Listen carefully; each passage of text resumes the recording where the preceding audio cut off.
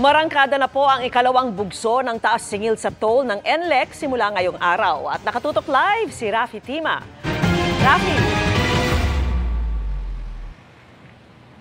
Vicky, para sa mga dadaan dito sa NLEX, konting higpit pa ng sinturon dahil ngayong araw nga magsisimula yung implementasyon ng toll fee increase, bahagi ng inaprobahang taas singil sa toll na nagsimula noong nakaraang taon. Para sa gumagamit ng open system o mula Balintawak patungong Marilao, may dagdag na 5 pesos ang toll fee para sa mga Class 1 na sasakyan, 14 pesos para sa Class 2 at 17 pesos para sa Class 3. Pag dulo-dulo naman ng biyahe o mula Balintawak hanggang Santa Ines, may dagdag na 27 pesos para sa Class 1, 68 pesos para sa Class 2 at 81 pesos para sa Class 3 o malalaking sasakyan. Maging ang Subic tipo o Segment 7 ng SCTEX, may dagdag na 2 pesos para sa Class 1, 7 pesos para sa Class 2 at 8 pesos para sa Class 3. Reaksyon dito ng ilang motorista. Malaking kabawasan din sa kita ko sana yun eh. Kaya lang, no choice tayo dahil kailangan dumaan eh. Pag naman tayo, nagma-actor, sobrang traffic, hassle.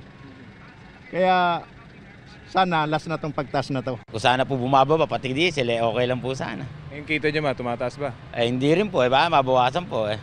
Tumaas man kasi, wala naman tayo magagawa. Dahil na lahat kasi ng bagay tumataas.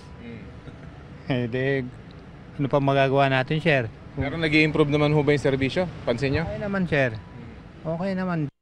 Ayon sa pamuno ng NLEX, pwede namang ma-exempt sa toll increase ang mga nagde-deliver ng agricultural products.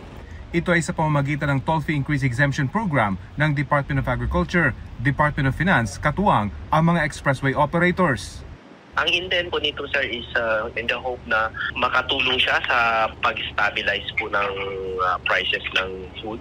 Kaya ini-exempt po yung mga trucks na nag-carry po ng agricultural products. Kailangan lang daw may RFID ang mga truck at i-register nila ito sa Department of Agriculture para makakuha ng exemption. Bagamat sisingilin pa rin sila sa bagong rate, kapag ma-approve, ibabalik ng NLEX ang rate increase sa kanilang RFID account.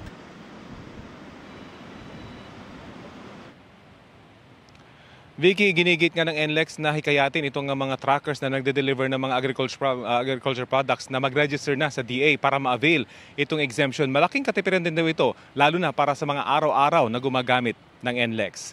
Yan pa rin ang latest mula dito sa Balintawak. Vicky? Maraming salamat sa iyo, Rafi Tima.